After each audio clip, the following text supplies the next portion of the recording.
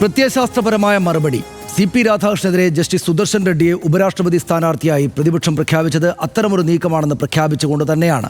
അതിന് മറുപടി നൽകാൻ ജസ്റ്റിസ് സുദർശൻ റെഡ്ഡിയെ നക്സൽ അനുകൂല നിലപാടുകാരനായി ചിത്രീകരിക്കുക എന്നൊരു രാഷ്ട്രീയ തന്ത്രമാണ് BJP പുറത്തെടുത്തിരിക്കുന്നത്.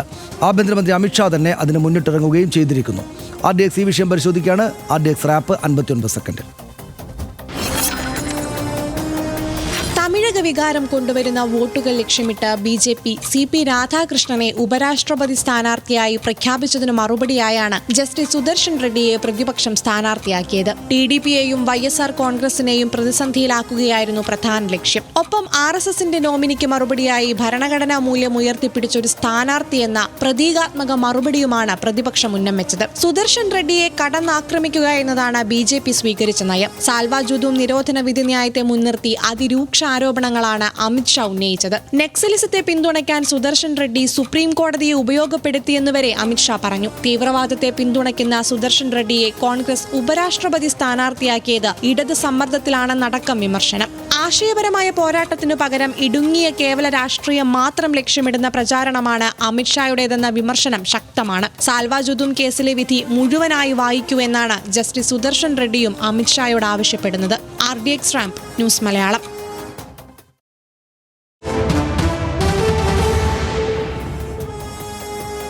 വിശദാംശങ്ങൾ പരിശോധിക്കാം. അമിത്ഷായുടെ ആരോപണം ഇതാണ്.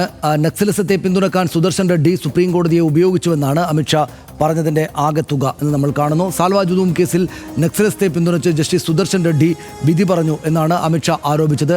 ആ വിധി ഇല്ലായിരുന്നുവെങ്കിൽ 2020 തീവ്രവാദം നക്സൽ തീവ്രവാദം തുടച്ചു നീക്കപ്പെടുമായിരുന്നു എന്നാണ് അമിത്ഷാ പറഞ്ഞത്. ഇടത് സമ്മർദ്ദത്താലാണ് കോൺഗ്രസ് സുദർശൻ റെഡ്ഡിയെ ഉപരാഷ്ട്രപതി സ്ഥാനാർത്ഥിയാക്കിയത് എന്നുകൂടെ അമിത്ഷാ ആരോപിക്കുന്നു. സുദർശൻ റെഡ്ഡി രംഗത്തേക്ക് വന്നു. സുദർശൻ റെഡ്ഡി അമിത്ഷായുടെ ആരോപണത്തിനെതിരെ ആ വിധിയൊന്ന് വായിക്കുമെന്ന് അദ്ദേഹം പറഞ്ഞു. വിധി സുപ്രീം കോടതിയുടേതാണ്, താനാണ് എഴുതിയതെങ്കിലും എന്ന് അദ്ദേഹം പറഞ്ഞു.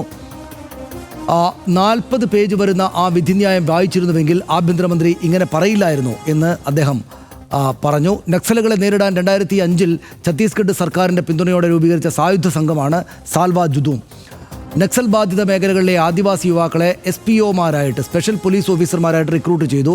തുച്ഛമായ ശമ്പളത്തിന് ആദിവാസി യുവാക്കളെ നിർബന്ധിതമായിട്ട് റിക്രൂട്ട് ചെയ്യുകയായിരുന്നു എന്നാണ് ആരോപണം ഉയർന്നിരുന്നത്. ആദ്യം ഒരു ജനകീയ പ്രസ്ഥാനമായിട്ട് പ്രവർത്തിച്ചു, പിന്നീട് അക്രമാസക്ത സായുധ സംഘമായി മാറുകയായിരുന്നു. സായുധ സംഘം വ്യാപക മനുഷ്യാവകാശ ലംഘനങ്ങൾ നടത്തിയെന്ന് ആരോപണം ഉയർന്നു. അതോടെയാണിത് കോടതിയിലേക്ക് എത്തുന്നത്. ഗ്രാമങ്ങളും വീടുകളും കത്തിക്കുക, ബലാത്സംഗം നടത്തുക, കൊലപാതകം തുടങ്ങി നിരവധി ആരോപണങ്ങൾ സാൽവ ജുദൂം അംഗങ്ങൾക്കെതിരെ ഉയർന്നു. 2011 ഫെബ്രുവരിയിൽ സുപ്രീം കോടതി സാൽവ ജുദൂം നിയമവിരുദ്ധമാണെന്ന് വിധിച്ചു. ആ വിധിയാണ് ജസ്റ്റിസുമാരായ സുദർശൻ റെഡ്ഡി, SS നിജ്ജാർ എന്നിവരുടെ ബെഞ്ചാണ് ഈ ഉത്തരവ് പുറപ്പെടുവിച്ചത്. സാൽവ ജുദൂം പ്രവർത്തനം ഭരണഘടനയുടെ 14, 21 അനുച്ഛേദങ്ങളുടെ ലംഘനമാണെന്ന് അന്ന് കോടതി പറഞ്ഞു. സാൽവ ജുദൂം സ്പെഷ്യൽ പോലീസ് ഓഫീസർ തസ്തിക റദ്ദാക്കി ആയുധങ്ങൾ അവരിൽ നിന്ന് തിരിച്ചെടുക്കാൻ സുപ്രീം കോടതി വിധിച്ചു.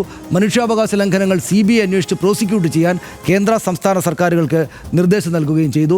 ക്രമസമാധാന പാലനം സർക്കാരിൻ്റെ ഉത്തരവാദിത്തമാണെന്ന് സുപ്രീം കോടതി വിധിയിൽ പറഞ്ഞു. ഭരണഘടനാപരമായിട്ട് അങ്ങനെയാണ്. സ്വകാര്യ വ്യക്തികളെയോ സായുധ സംഘങ്ങളെയോ ക്രമസമാധാന പാലനം ഏൽപ്പിക്കരുത് എന്നാണ് ആ കോടതിയുടെ വിധിയിൽ ഉണ്ടായിരുന്നത് എന്ന് നമ്മളിപ്പോൾ ഓർക്കുന്നു. ഉത്തരവ് നന്ദിനി സുന്ദർ, രാമചന്ദ്ര ഗുഹ, EAS ശർമ്മ എന്നിവരുടെ ഹർജിയിലായിരുന്നു എന്ന് നമ്മൾ ഓർക്കുന്നു. ഇതാണ് സാൽവ ജുദൂം നിരോധിച്ച വിധി ഭരണഘടനാപരമായിട്ട് ശരിയായിരുന്നു. ആ കാലത്ത് വലിയ തോതിൽ അഭിനന്ദിക്കപ്പെട്ടതാണ്. ഇപ്പോൾ പക്ഷേ ആ വിധി ഇല്ലായിരുന്നുവെങ്കിൽ നക്സൽ തീവ്രവാദത്തെ ഇല്ലാതാക്കാൻ പറ്റുമായിരുന്നു എന്നാണ് 11 വർഷങ്ങൾക്ക് ശേഷം ഇപ്പോഴത്തെ ആഭ്യന്തരമന്ത്രി അമിത്ഷാ പറയുന്നത്. അത് പറയുന്ന സാഹചര്യം, ഈ വിധി എഴുതിയ 2 ജഡ്ജിമാരിൽപ്പെട്ട ഒരു ജഡ്ജി പ്രതിപക്ഷത്തിൻ്റെ ഉപരാഷ്ട്രപതി സ്ഥാനാർത്ഥിയായിരിക്കുന്നു എന്നതാണ് ആ സാഹചര്യം. ഭരണഘടന ഉദ്ധരിച്ചുകൊണ്ടാണ് താൻ ഈ വിധി എഴുതിയത്. അങ്ങനെ ആയിരുന്നെങ്കിൽ 11 വർഷക്കാലം അവിടെ ഉണ്ടായിരുന്നല്ലോ. അതിൽ 10 വർഷക്കാലത്തിനടുത്ത് ഈ സർക്കാർ തന്നെയാണല്ലോ ഭരിച്ചിരുന്നത്. ആ വിധി ഉണ്ടായതുകൊണ്ട് ഏതെങ്കിലും തരത്തിൽ നക്സൽ തീവ്രവാദത്തെ തടയാൻ അല്ലെങ്കിൽ അവർ വീണ്ടും വളരുന്ന സാഹചര്യം ഉണ്ടായിട്ടില്ല എന്ന് ഇപ്പോൾ പ്രസിഡന്റ് ഉപരാഷ്ട്രപതി സ്ഥാനാർത്ഥിയായിട്ട് മത്സരിക്കുന്ന അദ്ദേഹം പറയുന്ന സാഹചര്യമുണ്ട്. സുജിത് ചന്ദ്രൻ നമ്മോടൊപ്പം ചേരുന്നു. സുജിത്ത്, ഇത് സാധാരണഗതിയിൽ BJPക്ക് അവരുടെ സ്ഥാനാർത്ഥിയെ എളുപ്പത്തിൽ ജയിപ്പിച്ചെടുക്കാവുന്ന ഒരു തെരഞ്ഞെടുപ്പാണ് ഉപരാഷ്ട്രപതി തെരഞ്ഞെടുപ്പ്. രാജ്യത്തെ ഭരണഘടനാ പദവിയിൽ ഏറ്റവും വലുപ്പത്തിലുള്ള 2ാമത്തെ പദവിയിലേക്കാണ് ഈ തെരഞ്ഞെടുപ്പ് നടക്കുന്നത്. വളരെ ഗ്രേസ്ഫുള്ളായിട്ട് ഈ തെരഞ്ഞെടുപ്പ് നടന്നു പോയിട്ട് വിധിയിങ് വരിക എന്ന സാഹചര്യം BJPക്ക് മുന്നിൽ ഉണ്ടായിരുന്നിട്ട് പോലും അവരുടെ ഏറ്റവും പ്രധാനപ്പെട്ട നേതാവ് കൂടിയായിട്ടുള്ള ആഭ്യന്തരമന്ത്രി അമിത്ഷാ എന്തുകൊണ്ടാണ് ഈ ഘട്ടത്തിൽ ഇങ്ങനെയൊരു ആരോപണം മുന്നോട്ട് വെക്കുകയും ഇതൊരു വിവാദ ചർച്ചാ വിഷയമായിട്ട് രാജ്യത്ത് ഉയർന്നു വരികയും ചെയ്തിരിക്കുന്നത്? സനീഷ്, രാജ്യസഭ ലോക്സഭ എം പിമാരുടെ ടോട്ടൽ ഇലക്ട്രൽ കോളേജ് എടുത്താൽ വളരെ എളുപ്പത്തിൽ തന്നെ ജയിപ്പിച്ചെടുക്കാൻ പറ്റും ഉപരാഷ്ട്രപതിയെ. NDA നിർത്തുന്ന ഉപരാഷ്ട്രപതി സ്ഥാനാർത്ഥിയെ ജയിപ്പിച്ചെടുക്കാൻ പറ്റും. എന്നിട്ട് പോലും ഇങ്ങനെ ഒരു താർക്കിക മണ്ഡലത്തിലേക്ക് ഇത് വന്നെത്താൻ കാരണം എനിക്ക് തോന്നുന്നത് മല്ലികാർജ്ജുൻ ഖാർഗെയുടെ ഇദ്ദേഹത്തെ ജസ്റ്റിസ് സുദർശൻ റെഡ്ഡിയെ അവതരിപ്പിച്ചുകൊണ്ടുള്ള പ്രസ്താവന തന്നെയാണെന്ന് എനിക്ക് തോന്നുന്നു. കാരണം ഇതൊരു പ്രത്യയശാസ്ത്ര പോരാട്ടമാണെന്ന് പറയുന്നു. ഒരു തനി RSS കേഡറായിട്ടുള്ള CP രാധാകൃഷ്ണനെ BJP നിർത്തുമ്പോൾ ഭരണഘടനാപരമായ പദവി വഹിച്ച പരമോന്നത നീതിപീഠത്തിലിരുന്ന ജസ്റ്റിസ് സുദർശൻ റെഡ്ഡിയെ ഞങ്ങൾ അപ്പുറത്ത് വെക്കുമ്പോൾ ഇതൊരു ഭരണഘടനാപരമായിട്ടുള്ള ഒരു ഐഡിയോളജിക്കൽ വാർ ആണ് എന്നുള്ള രൂപത്തിലാണ് മല്ലികാർജ്ജുൻ ഖാർഗെ ഇത് അവതരിപ്പിക്കുന്നത്.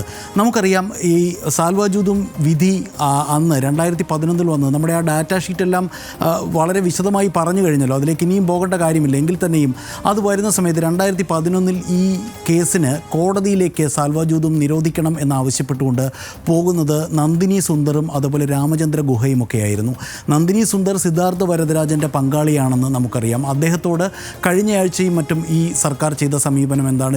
രാജ്യദ്രോഹിയായി അദ്ദേഹത്തെ വയറിൻ്റെ പത്രാധിപരെ മുദ്രകുത്തി നിർത്തിയിരിക്കുകയാണല്ലോ. അപ്പോൾ ഇത് മൊത്തത്തിലൊരു ഐഡിയോളജിക്കൽ പ്രശ്നമായിട്ടാണ് ഇവർ കാണുന്നത്. അതേസമയം ഈ സുദർശൻ റെഡ്ഡി തന്നെ ഇതിന് മറുപടി പറയുന്ന കൂട്ടത്തിൽ അദ്ദേഹം സ്വയം വിശേഷിപ്പിച്ച ഒരു പ്രയോഗം ശ്രദ്ധേയമാണ്. ഞാൻ ഒരു പൂർണ്ണ അർത്ഥത്തിൽ ഒരു ലിബറൽ കോൺസ്റ്റിറ്റ്യൂഷണൽ ഡെമോക്രാറ്റ്, ഒരു വിശാല ഭരണഘടനാ മതേതര ജനാധിപത്യവാദിയാണ് എന്നാണ് അദ്ദേഹം പറയുന്നത്.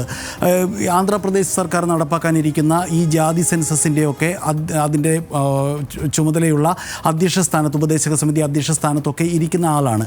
എല്ലാ അർത്ഥത്തിലും ഇതൊരു ഐഡിയോളജിക്കൽ യുദ്ധമായിട്ട് തന്നെയാണ് BJPയും എടുത്തിരിക്കുന്നതെന്ന് വേണം മനസ്സിലാക്കാൻ. നേരത്തെ സനീഷ് സൂചിപ്പിച്ച ആ കണക്ക് ഇങ്ങനെയാണ്: 782 നിലവിലെ ഇലക്ട്രൽ കോളേജ് സംഖ്യ. ജയിക്കാൻ വേണ്ടത് 392 വോട്ട് മാത്രമാണ്. BJPക്ക് മാത്രം 341 MPമാരുണ്ട്. NDAയിൽ 426 വോട്ട് ആകെ കിട്ടും. ശരി. അപ്പോൾ അതായത് ജയിപ്പിച്ചെടുക്കാൻ വളരെ എളുപ്പമാണെങ്കിലും ഇതിനെ ഐഡിയോളജിക്കൽ യുദ്ധമായി BJPയും കണക്കാക്കുന്നു, സിമ്പിളായി പറഞ്ഞാൽ. ശരി, വിശദമായിട്ട് പറഞ്ഞു. സമഗ്രമാണ് സുജിത്ത് ആ വിവരങ്ങൾ. ഏതായാലും വളരെ പ്രധാനപ്പെട്ട ഒരു തെരഞ്ഞെടുപ്പിലേക്ക് നടക്കുമ്പോൾ ഇങ്ങനൊരു ചർച്ച കൂടെ ഉണ്ടാകുന്നു. സുപ്രീം കോടതി എഴുതിയൊരു വിധിയെ രാജ്യത്തെ ഭരണതലപ്പത്തുള്ള ഒരാൾ നഗ്നമായിട്ട് വിമർശിക്കുകയാണെന്ന സാഹചര്യം കൂടെ നമ്മുടെ മുന്നിലേക്കുണ്ട്. പരമോന്നത നീതിപീഠത്തിലിരുന്ന് ശ്രദ്ധേയ വിധിന്യായങ്ങൾ എഴുതിയ ന്യായാധിപനാണ് ജസ്റ്റിസ് B സുദർശൻ റെഡ്ഡി എന്ന് നമുക്കറിയാം. വിരമിച്ച ജഡ്ജിമാർ ഭരണഘടനാ പദവികളിലേക്ക് വന്നത് രാജ്യത്തിന് പുതുമയല്ല. ചീഫ് ജസ്റ്റിസ് പദവിയിൽ നിന്നിറങ്ങി വന്ന് നേരെ നോമിനേറ്റഡ് MP ആയി പാർലമെന്റിലേക്ക് പോയ രഞ്ജൻ ഗൊഗോയിയെ നമുക്കറിയാം. EMS മന്ത്രിസഭയിൽ അംഗമായിരുന്നു ജസ്റ്റിസ് VR കൃഷ്ണയ്യർ എന്നത് കേരള ചരിത്രത്തിലുമുണ്ട്. എല്ലാ കക്ഷി രാഷ്ട്രീയ സങ്കുചിതത്വങ്ങൾക്കും അപ്പുറം കാണേണ്ടതാണ് രാഷ്ട്രപതി ഉപരാഷ്ട്രപതി തെരഞ്ഞെടുപ്പുകൾ. പ്രത്യയശാസ്ത്ര ആശയ പോരാട്ടം എന്ന മട്ടിലെ മത്സരം അംഗീകരിക്കാം. ന്യായാധിപനായിരിക്കെ എഴുതിയ വിധിന്യായങ്ങൾ രാഷ്ട്രീയമായി വ്യാഖ്യാനിച്ചുള്ള ഇത്തരം ചർച്ചകൾ ശരിയോ തെറ്റോ എന്ന് ഈ മഹാരാജ്യം തന്നെ കണ്ട് വിലയിരുത്തി വിധിക്കട്ടെ എന്ന് മാത്രം പറഞ്ഞുകൊണ്ട് ഇന്നത്തെ RDX പൂർണ്ണമാവുകയാണ്. Good night.